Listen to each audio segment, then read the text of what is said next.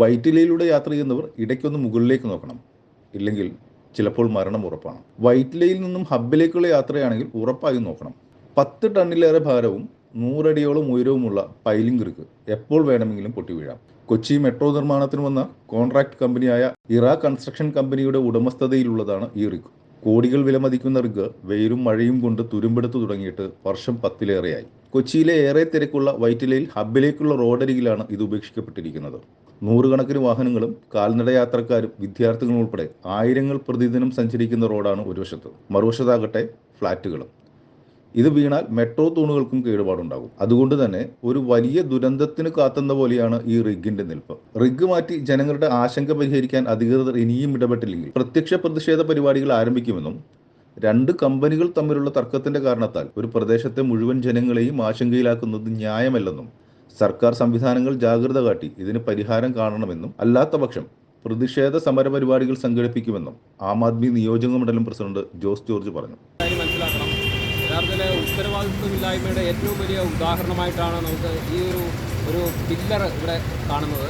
യഥാർത്ഥത്തിൽ metro station നിർമ്മാണവുമായിട്ട് ബന്ധപ്പെട്ട് ഒരു പൈലിങ്ങിൻ്റെ ഒരു മോട്ടറാണ് ഈ കൊണ്ടുവച്ചേക്കുന്നത്.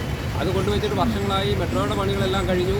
ഈ റോഡിൻ്റെ പണി നോക്കൂ. ഈ റോഡിൻ്റെ പണി അത്യാവശ്യം ഒരു ബസ് പോകാൻ വേണ്ടി മാത്രമായിട്ടുള്ള ഒരു സ്ഥലത്തേക്ക് മാത്രം ടാറിങ് ഒതുക്കിക്കൊണ്ട് ബാക്കി സ്ഥലം ഇവരുടെ കൺവീനിയൻസിന് വേണ്ടി, ഇവരുടെ ഒരു നിലനിൽപ്പിന് വേണ്ടി അതവിടെ അത്രയും സ്ഥലം ഒഴിച്ചിട്ടേക്കാണ്. ഇതൊക്കെ യഥാർത്ഥത്തിൽ ഒരു ഭരണവർഗം ഇവിടെ ഉണ്ടെങ്കിൽ ഇത്തരം ഉത്തരവാദിത്വരഹിതമായിട്ടുള്ള കാര്യങ്ങൾ ചെയ്യില്ല. അപ്പോൾ യഥാർത്ഥത്തിൽ ഇത് വളരെ അപകടാവസ്ഥയിൽ നിൽക്കുന്ന ഒരു തൂണാണ്. ഇതെന്ന് പറയുന്നത് ഒരു പക്ഷേ ഒരു 10-12 ടൺ ഭാരമുള്ള സാധനമാണ്. ഇത് ഇങ്ങോട്ട് പറഞ്ഞു കഴിഞ്ഞാൽ ഒരുപക്ഷെ മെട്രോയുടെ മേലിലേക്ക് വീഴാം.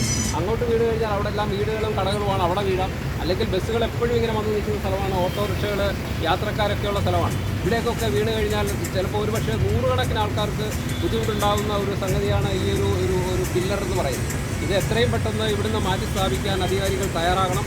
ഇല്ലെങ്കിൽ ജനങ്ങൾക്ക് ഉണ്ടാകുന്ന എന്തെങ്കിലും അപകടം പറ്റിയതിന് ശേഷം അയ്യോ ഇത് ഞങ്ങൾ നേരത്തെ പറഞ്ഞിരുന്നതാണ് അല്ലായിരുന്നു എന്നാണ് എല്ലാവരും ഇപ്പോൾ നമ്മൾ കണ്ടുവരുന്നത്. അതിനെതിരെയുള്ള ശക്തമായ പ്രതികരണമാണ് ആം ആദ്മി പാർട്ടിയുടെ പേരിൽ. റിഗ് ഇളക്കാനാകില്ലെന്നതിനാൽ ഇത് നിൽക്കുന്ന പ്രദേശത്തെ റോഡ് നിർമ്മാണവും താളം തെറ്റി.